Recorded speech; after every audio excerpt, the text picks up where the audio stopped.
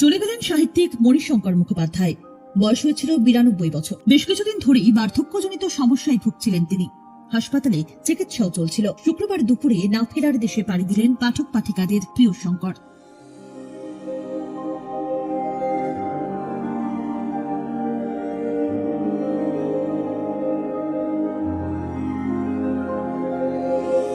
যার হাত দিয়ে তৈরি হয়েছে চৌরঙ্গী, কত অজানারে, সম্রাট ও সুন্দরী, জন অরণ্য, সীমাবদ্ধর মতো উল্লেখযোগ্য সাহিত্যকর্ম।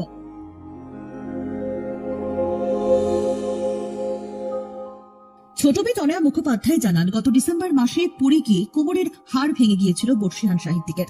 তাকে ভর্তি করানো হয় হাসপাতালে। অস্ত্রোপচারের পর সুস্থ হয়ে বাড়িও ফিরে আসেন তিনি।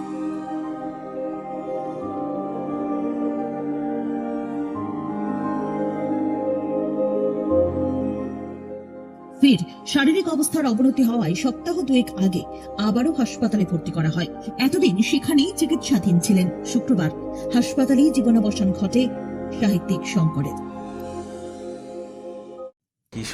উনি ভর্তি হয়েছিলেন 31শে ডিসেম্বর। উনি পড়ে যান, ওনার একটি সার্জারি হয়, উইচ ওয়াজ এ সাকসেস। বাড়ি ফিরেও আসেন 15 তারিখ।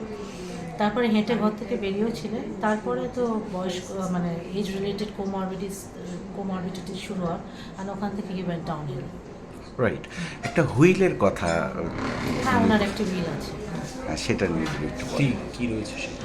হুইলের ঠিক কি আছে ডিটেল বলতে পারবো না, কিন্তু ওনার হচ্ছে যে উনি যেন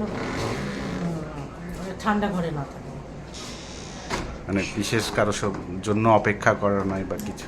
হ্যাঁ, মানে he wanted a simple process. Right. আর বড় দিদি উনি পরের সপ্তাহে আসছেন।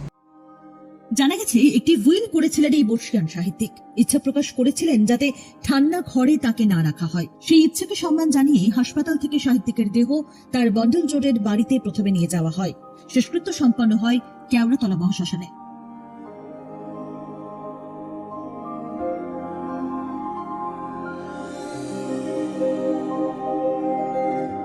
তার রচিত প্রথম উপন্যাস কত অজানারে প্রকাশিত হয় 1955 সালে।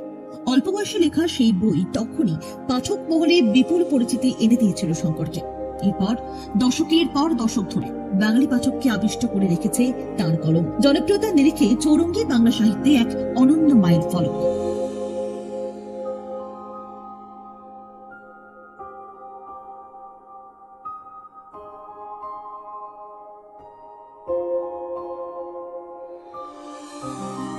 দু 2012 সাল পর্যন্ত উপন্যাসটির 111তম সংস্করণ প্রকাশিত হয়েছে, যা বাংলা প্রকাশনা জগতে বিরল কৃতিত্ব। তার একাধিক উপন্যাস বড় পর্দাতেও সাফল্যের সঙ্গে রূপায়িত হয়েছে, যার মধ্যে উল্লেখযোগ্য হল 1968 সালে মুক্তিপ্রাপ্ত চৌরঙ্গী। সেখানে শ্যাটা বোসের চরিত্রে উত্তম কুমারের অভিনয় আজও মনে রেখেছে বাঙালি।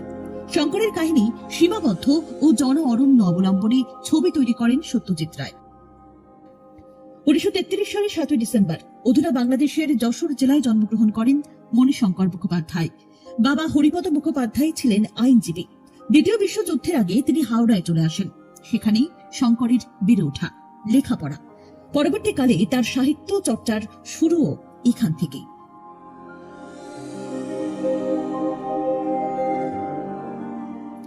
সাহিত্যিকের প্রাণের খবর ছড়িয়ে পড়তেই শোকের ছায়া নেমে এসেছে লেখক মহলে। পাঠক মহলেও মন খারাপের সুর।